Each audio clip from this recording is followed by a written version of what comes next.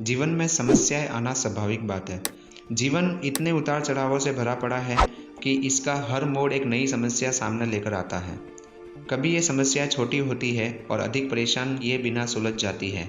कभी ऐसा भी होता है कि कोई ऐसी समस्या आ जाती है जिनको सुलझाने का सिरा ढूंढने पर भी नहीं मिलता और मन चिंता में डूब जाता है। लेकिन याद रखें, चिंता से कभी समाधान नहीं मिलता। हर समस्या का समाधान हमारी बुद्धि के पास है। अगर शांत मन से सोचेंगे तो हर समस्या को सुलझाना आसान हो जाएगा। कैसे? आज की हास्यपरक कथा से जानते हैं। एक व्यापारी था। हर व्यापार के सिलसिले में एक गांव से दूसरे गांव जाता रहता था। अपनी सुरक्षा के लिए वह हमेशा अपने आसपास एक मोटा सा डंडा रखता था। इसके साथ ही उसे अपनी बुद्धिमानी पर भी पूरा भरोसा था। वह कभी घबराता नहीं था, इसीलिए वह सामने आने वाली हर समस्या से पार पा जाता था। एक बार वह एक जंगल पार किसी गांव की बाहरी सीमा पर पहुंचा।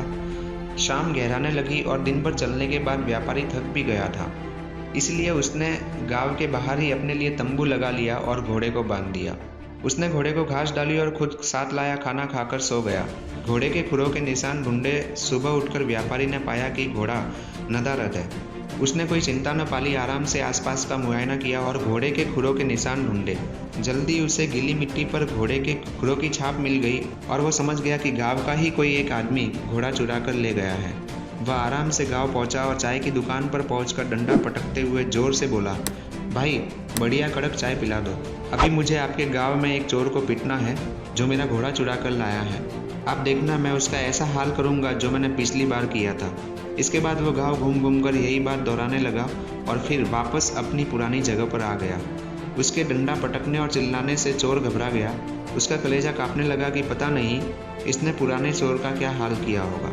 वह फौरन घोड़ा लेकर व्यापारी के पास पहुंचा और माफ़ी मांगने लगा। व्यापारी ने उसे माफ़ कर दिया। चोर ने कहा, भाई अब मुझे ये बता दो कि पिछली बार जब आपका घोड़ा चोरी हुआ था तब आपने क्या किया था। व्यापारी ने हंसते हुए कहा, कुछ नहीं दोस्त, मैंने नया घोड़ा खरीद लिया था। शिक्षा। तो दोस्तों, जिंदगी में समस्याओं को आने से रोका नहीं जा सकता।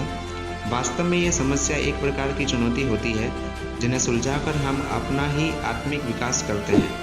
हर नई समस्या हमें पहले से अधिक समझदार बनाती है।